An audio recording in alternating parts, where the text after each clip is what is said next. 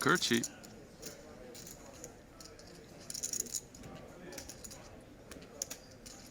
Pocket aces. Pocket ace is still the best hand. But aces against Jack 10 suited is about 38% to lose. So 62-38. Tom gonna make the call.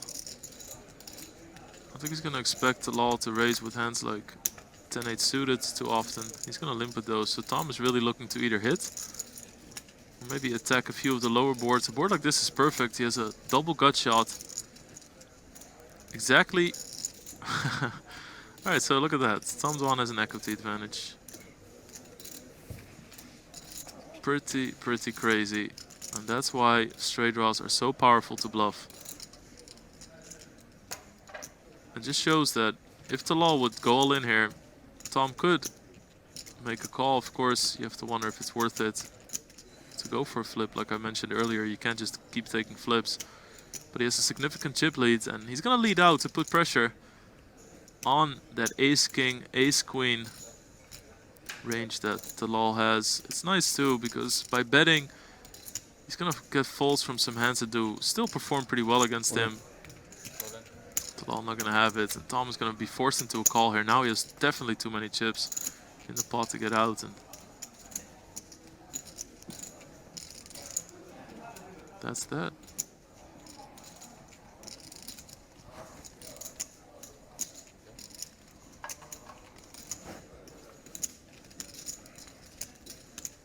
It's not the card. There was some runner.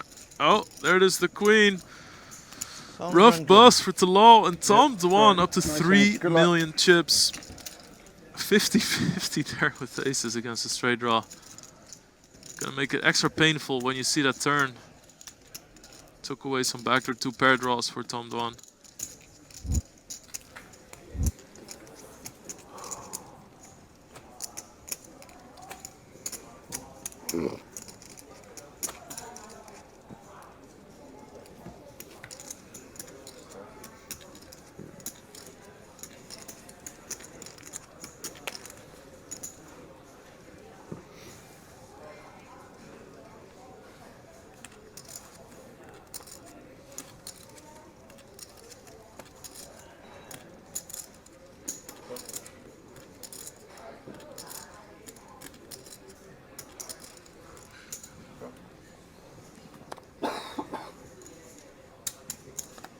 Ooh, Benefield's on the bottom with aces.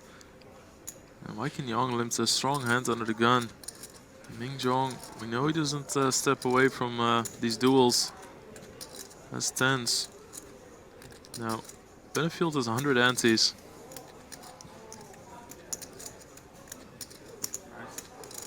Everybody has at least 100 antes, so lots of post-flop possibilities.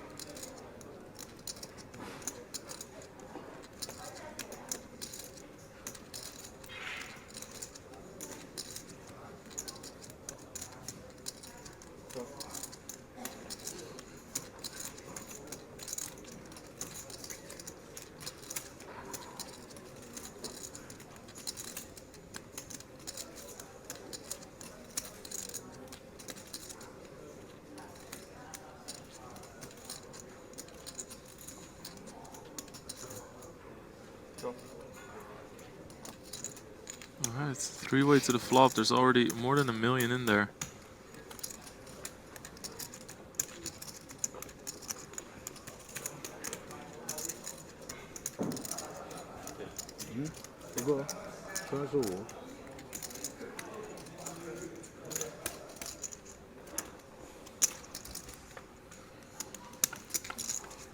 Let's sweat the flop.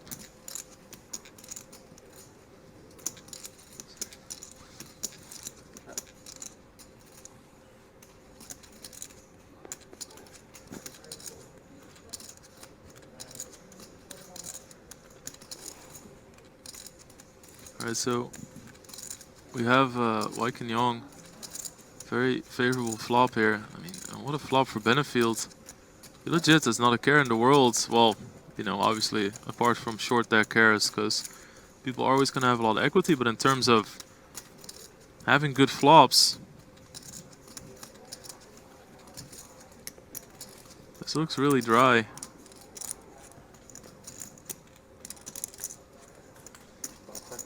All in. Wow. Benefield is going to make the shove. We've seen in the No Limit Hold'em final table, Weiken Young doesn't really care about small money jumps. He's not going to change his decision on that. If he thinks he has a good shot at this, that's definitely worth it for the chips, he'll do it. Yeah, he's going to move all in. Wow, and David Benefield is going to be at risk here. Oh yeah, indeed. But could have been a set, I guess. Yeah, I'll take my run at twice chip.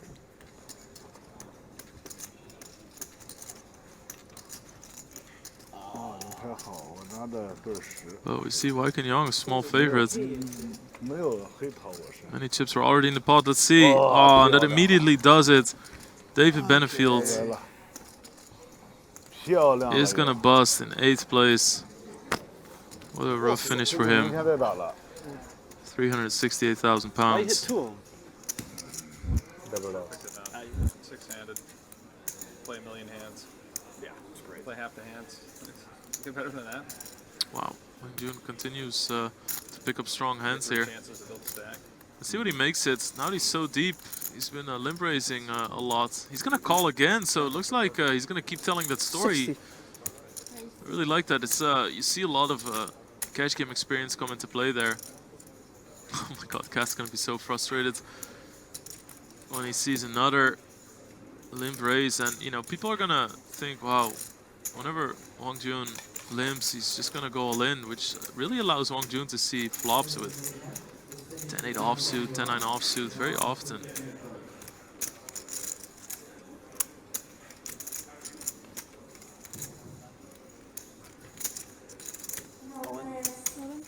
Oh, yeah, Benefield's. This is trouble. Wang Jun doesn't waste any time.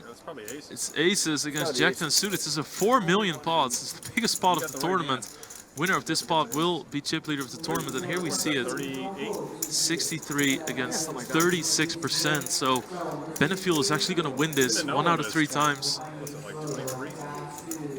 Won't be out, but will be crippled. He's got your suit. He does. This is troublesome. Wow, pulls out ahead. Wang Jun has the ace of spades, is still 42% to win. As you can see, we break up the percentages. There is tie possibilities. He's just gonna have to hit an ace now. Not a great turn for him. Not over yet. It's never over in this game. Go to the river. It's a queen. That is a crazy turn of events. Wang Jun did such a good job of building up his stack. Won a big pot. David Benefield won the first short deck event. Well, in No Limit Hold'em, people don't try to represent the 7 deuce on like 10-7 deuce, right? Things like that. Just can't do it. Pocket jacks for Ike Haxton.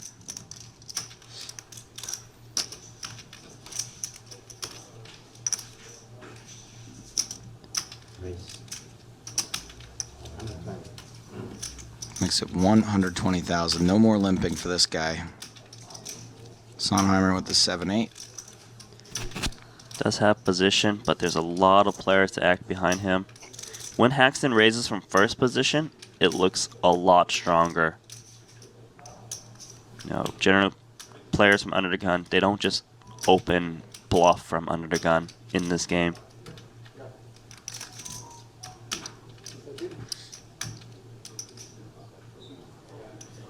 You know, your hand is suited, it is tempting, but I like the laydown. Too many players act behind you. Seems like a faster laydown would have been in order there, but he does eventually come to the decision to fold. Tam's in with pocket nines, pocket aces for Chin. This is as dream scenario as it gets. You don't have to worry about someone raising it for you. There's already a raise and a call in front of you. Your short stack, you're gonna get called. Well, certainly all in is the play.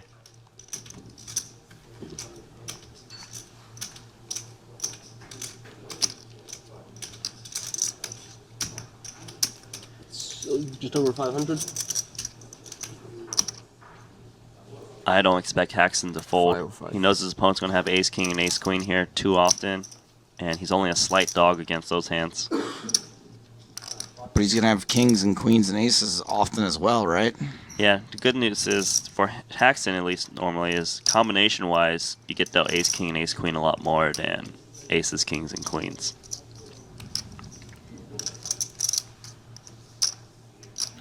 Oh, raise it in. Ike does not fold. Tam's going to be forced to fold his nines. So I believe if none of your cards are dead, you have about 25% to crack the overpair, if I recall correctly. Slightly better than Hold'em. Save me. Chin the player at risk. He's quite ahead even in short deck at the moment.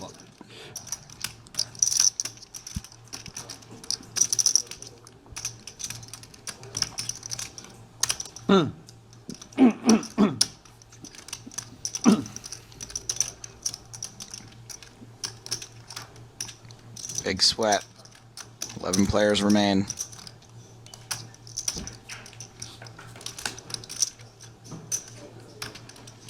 Ooh. Mike's got 4 nines he can hit now in addition to his 2 jacks. 35% in short deck. That's got to be pretty scary if you're Chinwei Lim right now. What can you do? It's not like you can get it in with a better hand. But 2 nines are dead. Thank you. That is correct. We did see 2 nines folded. But those 4 sixes are not dead.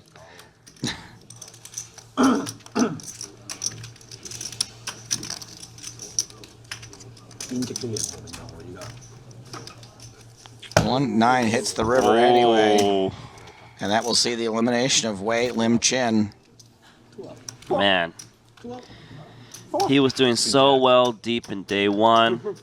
Short deck, anything can happen. You can't just be like, oh, I'm a big stack and I'm going to get to the end. It's just, there's a lot more to fight for. But if you're playing, say, no limit hold'em, generally speaking, there's what? 2.5 big blinds in there. It's a lot more. And plus, if you get it in, your opponent calls you, you're not even that far behind. Like if you're up against pocket kings, still got 40% chance to win the pot. So it makes a lot of sense that aggressive players do well in short deck.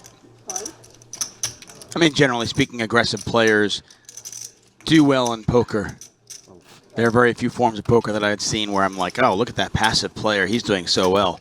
That said, in our flawed math last night, I'll get to it in a second as we see here, Tam Teklan with aces. Yes, he's got the dealer button, the perfect position, because this actually looks like you're stealing the pot because you see all these limps in front of you. He should be sizing up because everyone is super deep. You know, sure, pocket ace is a great hand, but you don't want to see like a 4-way flop and it just comes out like, even like queen 10-9 or queen 10-8 it's not that good in that spot. You want to cut the stack to pot ratio down. So he is going to reach for chips. Well, the interesting thing about this particular game I noticed yesterday, without the deuces, the 3s, the 4s, and the 5s in the deck, every board is wet. There are no boards where you're really comfortable with aces short of flopping a set. So, as you can see, he actually made it super huge. 780,000 is a very, very big raise. Leon still calls with king 10 suited. I think this is a little bit loose, given how big the pre-flop raise size is, but he decides to make the call. Jet with pocket sixes, there's no way he can continue here. Leon doesn't like to fold. Yeah, I mean, he's new to the game, so I'll tell you this. If you don't like to fold pre-flop, it's more okay in this game, because you're going to flop a lot of like straight draws and stuff like that, and they're a lot stronger in this game, and you're not that far behind. Jen is going to fold correctly. So there's 1.84 million in the pot. And he got about 3 million behind. Tam is just rooting for a safe flop. And the problem with a hand like King 10 is you flop hands like this where you actually have okay equity, but then... Wow, he just open shoves. Leon making a huge play there. To be fair, he does have a best hand against Ace King and Ace Queen a lot, but I don't think aces can ever fold here. Okay, for you. There's the call. Cards are on their back, and it's aces versus king 10. Leon looking for a 10 or a king. Some running straight cards also will do. So tough to play against Leon because he could have any two here. He could have 8-9. I've seen him do this with top 2 pair, so he probably would do this with Jack 10 as well. Regardless, there's 7.5 million chips in the pot, and Leon's at risk. This is a huge pot. Yeah, 2 big stacks. Comes a turn card. 8 of clubs on the turn. A 9 chops it. A 10 or a king win it for Leon. Otherwise, Lon wins it, and Leon is out.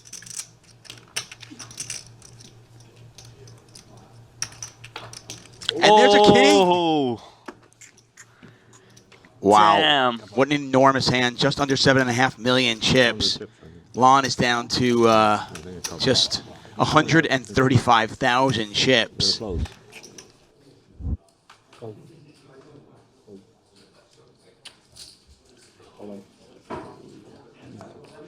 Yeah, you limp under the gun. Now I have to fold. Kenneth Key shoving with ace 10. And Waylon Chim wakes up with aces. Waylon Chim wakes up with aces. And it may be night-night for Kenneth Key.